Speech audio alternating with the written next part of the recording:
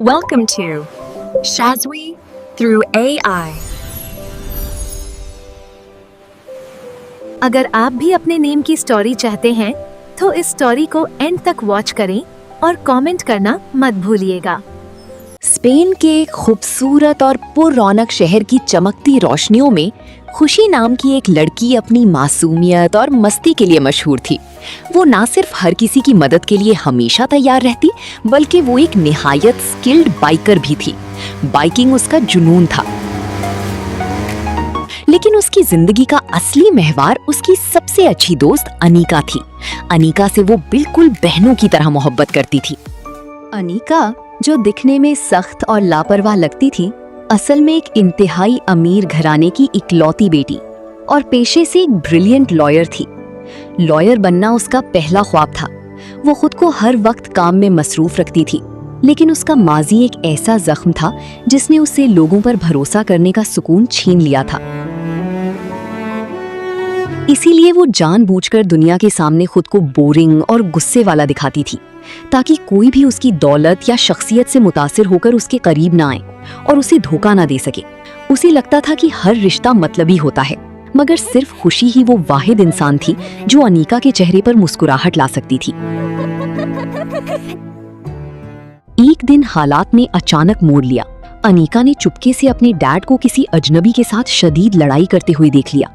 वो दोनों किसी ऐसी सीक्रेट एसेट या राज की बात कर रहे थे जो अगर दुनिया के सामने आ गई तो सब कुछ हिला कर रख देगा।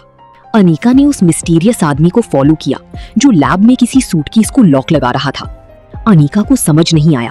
वो वहां से खामोशी से निकल तो आई, लेकिन वही बातें उसके जहन में गर्दिश करती रहीं। आप क्या छुपा रहे हैं मुझसे? अगली सुबह अनीका रात की बात के बारे में पूछने डैड के रूम में दाखिल हुई तो उसने टेबल पर एक फाइल देखी। उसने फाइल पढ़ी तो अनीका को उसमें पुराने फार्म हाउस का एड्रेस मिला। पुराना फार्म हाउस, लेकिन वहाँ क्या हो सकता है? बिना वक्त जाया किए उसने अपनी फियरलेस दोस्त खुशी को कॉल की। खुशी, मुझे तुम्हारी जरूरत है, जल्दी आ जाओ। और फिर अनीका बिना किसी को बताए खुशी के साथ उस राज से छुपे फार्म हाउस की तरफ निकल गई।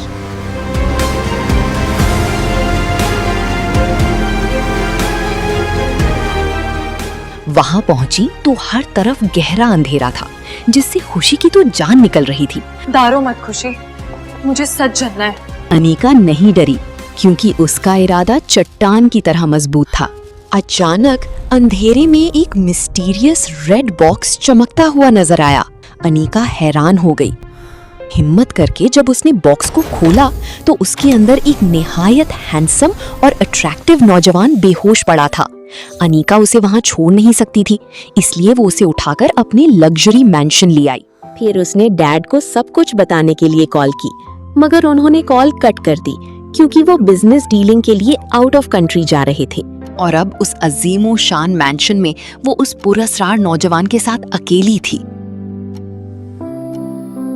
अनीका पूरी रात अजनबी के हसीन चेहरे को देखती रही।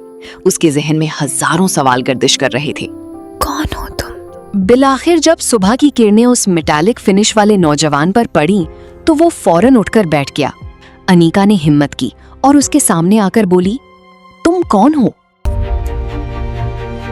और तुम्हारा नाम क्या है? मगर उस नौजवान ने पहले अनीका को टॉप टू बॉटम स्कैन किया और फिर रोबोटिक मगर गहरी आवाज में कहा, मैं रोबोट साजेल हूँ। आपने मुझे एक्टिवेट किया तो आज से आप मेरी बॉस हैं। अनीका ये सुनकर हैरान हुई, मगर उसे सजील एक इंटरेस्टिंग रोबोट लग रहा था। उसने सजील के लिए डिफरेंट आउटफिट्स लिए और अपने हाथों से उसे तैयार किया।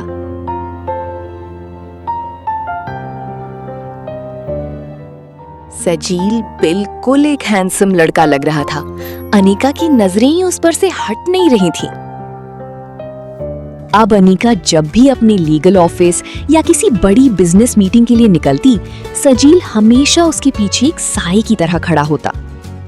Meet Sajil, my new personal assistant. उसने सजील को पूरी दुनिया के सामने अपना पर्सनल असिस्टेंट इंट्रोड्यूस करवाया था। सजील बोलता बहुत कम था, मगर उसकी गहरी और पुरस्कार नजरें हमेशा अनीका का ताक़ुब करती। सजील में बहुत ताकत थी, और अनीका को लगता था कि ये उसके डैड की कोई जदीद मशीन है, मगर वो इस खौफनाक सच से बेखबर थी कि सजील के फौलादी सीने के अंदर एक असली इंसानी दिल धड़क रहा था। असल में सजील अनीका के डैड की इजाद नहीं, बल्कि एक जीनियस रोबोटिक्स एक्सपर्ट सफा की अधूरी मोहब्बत का नतीजा था। सफा और सजील की प्रेम कहानी कभी दिलों पर राज करती थी, मगर किस्मत ने उन्हें तब अलग किया जब सफा के कॉम्पिटिटर ने उस पर हमला किया और सजील ने सफा की जान बचाते बचाते अपनी जान दे दी। सफा उसकी मौत को तस्लीम ना कर सकी और पागलपन की हद तक जाकर उसने सजील का हमशक्ल रोबोट बनाया और उसमें सजील का वही पुराना धड़कता हुआ इंसानी दिल फिट कर दिया ताकि वो हमेशा के लिए उसके साथ रह सके। कई महीनों की दिन रात की मेहनत के बाद सफा कामयाब तो हो गई और सजील ने एक नई जिस्म में फिर से आंखें खोली, मगर किस्मत को कुछ और ही मंजूर था। सफा की पर्सनल लैब में एक रात अचानक चोरी हुई और वो कीमती रोबोट वहां से गायब कर दिया गया। चोरी के बाद सफा की हालत किसी पगली जैसी हो चुकी थी। उसकी रातों की नींद और दिन का सुकून सजील के साथ ही गायब हो गया था। ये आग भी जल रही है और मेरा दिल। उसने अपने हर दोस्त और कॉलीग से पूछा, मगर सजील का कहीं सुराग ना मिला। साजिल, मेरी जिंदगी तुम्हारे बिना अधूरी है, प्लीज वापस आ जाओ। हर तरफ से मायूस होकर सफा ने एक काबिल डिटेक्टिव सामीउल्लाह को हायर किया। सामीउल्लाह ने दिन रात एक कर दिए और बिलाखिर एक दिन उसकी नजर एक लग्जरी कार पर पड़ी जिसमें सजील बैठा हुआ था। वो उसके पीछे भागा, मगर सजील की गाड़ी हवा से बातें करती हुई निकल गई। जब सामीउल्लाह ने ये खबर सफा को दी तो सफा की उम्मीदें फिर से जी उठी। अगले ही दिन वो बिना कुछ खाए पिए किसी मजनू की तरह उस रास्ते पर सुबह से शाम तक खड़ी रही। उसकी आंखें हर गुजरती गाड़ी में सजील को ढूंढती रही, मगर उस दिन किस्मत ने साथ न दिया और सजील वहां से ना गुजरा। दूसरी तरफ सजील के अंदर एक अजीब और पुरस्कार तब्दीली आ रही थी। उसे अपने पास्ट के बारे में तो कुछ याद नहीं था, मगर उसके सीने में धड़कता वो इंसानी दिल अब मशीन के सिस्टम पर हावी हो रहा था। सजील के अंदर जेलसी का एक अनोखा एहसास पैदा होने लगा था। जब भी वो अनीका के करीब किसी और इंसान को देखता, उसकी आंखों में एक अजीब सी सुर्खी उतर आती और उसका सिस्टम वार्निंग देने लगता। तुम्हें क्या लगा था ये फाइल्स पकड़कर तुम मुझसे जीत जाओगी? बात सिर्फ जलन तक नहीं रही थी। अगर किसी मीटिंग या कोर्ट केस के सिलसिले में कोई शख्स अनीका से बदतमीजी करता या ऊंची आवाज में बात करता, तो सजील अपनी रोबोटिक हदों को भूल जाता। वो किसी पागल की तरह उस शख्स पर टूट पड़ता। अनीका को सजील की मौजूदगी से सुकून तो मिलता था, मगर उसका ये वायलेंट और जज्बाती रवैया उसे गहरी परेशानी में डाल रहा था। और सजील खुद भी ये जानता था कि ये सब सही नहीं है। ये गुस्सा मशीन का काम नहीं है। सब कुछ परफेक्ट होनी चाहिए।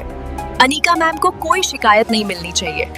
कुछ दिनों बाद खुशी की बर्थडे सेलिब्रेशन के लिए अनीका ने अपने पूरे मैंशन को सजा दिया। हर तरफ शहर की अमीर तरीन फैमिलीज, बिजनेस टाइकून्स और अनीका के डैड के खास कॉलीग्स मौजूद थे। सफा, जो अब भी सजील की गुमशुदगी के गम में थी, वहां आना तो नहीं चाहती थी, मगर एक प्रोफेशनल कमिटमेंट की वजह से उसे शामिल होना पड़ा। साजिल के बगैर ये सब चमक सिर्फ एक अंधेरा है। पार्टी अपने उरूज पर थी, तब अचानक लाइट्स मद्धम हुई और अनीका ने एंट्री ली। सबकी नजर अनीका पर थी क्योंकि वो चांद की तरह हसीन लग रही थी। खुशी की बर्थडे पार्टी में आप सबका ताए दिल से वेलकम। सफा की सांसें तब रुक गईं जब उसने अनीका के बराबर में खड़े नौजवान को देखा। वो वही था, उसका अपना सजील। काजल, ये मुमकिन नहीं, तुम मेरे सामने हो। सफा को लगा जैसे उसकी तलाश खत्म हुई, मगर जब अनीका ने सबके सामने फख्र से सजील का हाथ पकड़ा तो सफा के पैरों तले से जमीन निकल गई। फिर खुशी और अनीका ने मिलकर केक कटिंग सेरेमनी की।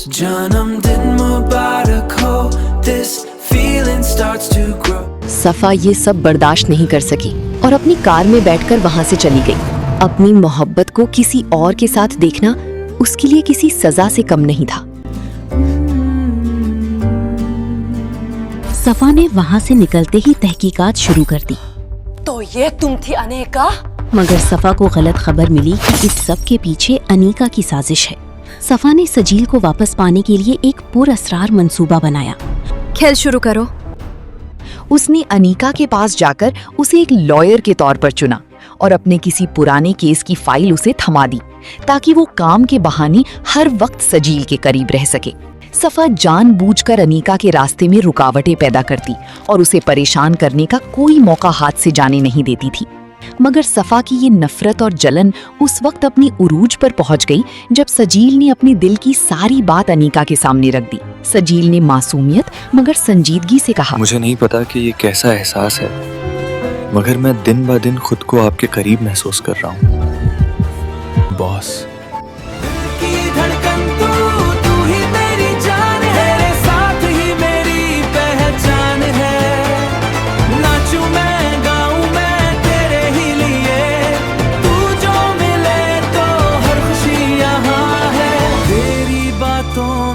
जादू सा है।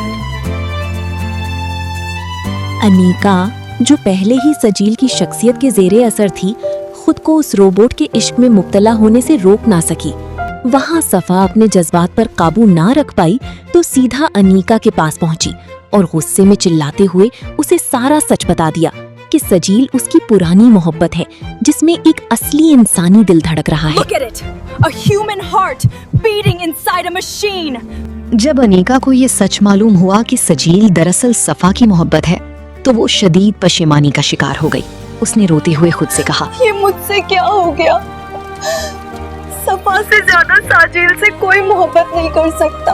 अपने दिल पर पत्थर रखकर अनीका ने फौरन सजील को बुलाया और उसे आखिरी कमांड दी। साजिल, तुम मेरी जिंदगी से हमेशा के लिए दूर चले जाओ। आज से तुम सिर्फ सफा के साथ रहोगे। अनीका ने आंसुओं के साथ सजील को खुद से दूर कर दिया और सजील, जो एक रोबोट होने के नाते अपने बॉस के ऑर्डर्स मानने पर मजबूर था, चाहकर भी इनकार न कर सका। सफा सजील के साथ वहां से चली गई और उसे अपनी अधूरी खुशी मिल गई। Miss you साजिल।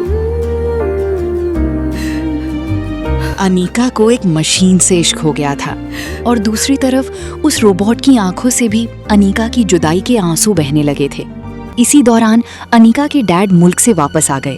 जब उन्हें पता चला कि अनीका ने उस रोबोट को एक्टिवेट कर दिया है तो उनके जहन में पुरफरेब मंसूबे गर्दिश करने लगे। दरअसल सफा की लैब से सजील को चोरी करने वाला कोई और नहीं बल्कि अनीका के डैड ही थे। वो सजील का गलत इस्तेमाल करके लोगों में खौफो हिरास फैलाना चाहते थे।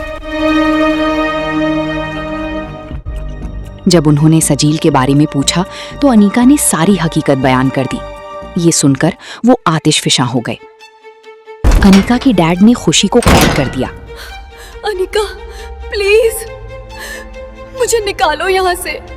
और अनीका को धमकी दी कि अगर उसने सजील को उनके कहे मुताबिक काम करने का हुक्म ना दिया तो वो उसकी दोस्त खुशी को जान से मार देंगे। अपनी ही बेटी पर इतने जुल्म की वजह दरअसल उनका सौतीलापन था। अनीका के असली माँ बाप बचपन में ही आपसी झगड़ों की वजह से उसे छोड़ गए थे और ये शख्स जिसे वो डैड कहती थी उसका अंकल था, जो सिर्फ जायदाद की खातिर उसकी हिफाजत का ढोंग कर रहा था। अनीका ने दिल पर पत्थर रखकर सजील को दोबारा बुलाया। माफ कर देना साजिल, अपनी दोस्त खुशी के लिए तुम्हें वापस बुलाना होगा। सफा ने सजील को अकेले नहीं आने दिया, वो खुद भी साथ आई। मगर कोई नहीं जानता था कि अनीका के दिमाग में क्या चल रहा है। अनीका के डैड ने सफा को देखते ही दरिंदगी से कहा, सफा, तुम आज भी कातिल की तलाश में हो? देखो, वो कातिल तुम्हारे सामने खड़ा है। मैंने ही साजिल की जान ली थी। फिर अनीका के अंकल ने मुस्कुराते हुए अनीका की तरफ देखा और कहा, और अब ये रोबोट मेरा गुलाम बनेगा। जो काम मैं खुद नहीं कर सका वो अब मेरी बेटी अनीका इससे करवाएगी। सजील को अपने सामने देखते ही अनीका की आंखों से आंसुओं का दरिया बह निकला। सजील, जो उसके चेहरे की हर तब्दीली को पढ़ने की सलाहियत रखता था, अनीका को सामने देखकर उसके लबों पर एक मासूम मुस्कुराहट आई, जैसे वो अपनी मंजिल पा चुका हो। मगर अनीका ने सजील की आंखों में देखते हुए निहायत रवानी से कहा, आई एम सॉरी सजील, मुझे ये करना ही होगा तुम्हारे लिए। सजील बिना किसी सवाल किए निहायत एहतराम के साथ अपनी घुटनों के बल अनीका के सामने सर झुकाए बैठ गया। अनीका ने अपनी कांपते हाथों से सजील के सिस्टम से वो मीन चिप निकाल ली जो उसकी जिंदगी और मेमोरी का सरचश्मा थी। ये जुदाई और अगले ही पल उसने पूरी कुव्वत से चिप को गहरे समुंदर की तरफ फेंक दिया। अनीका की अंकल, जो लालच में अंधे हो चुके थे, उस चिप को पकड़ने की कोशिश में समुंदर की गहराइयों में चिप के साथ कूद गए।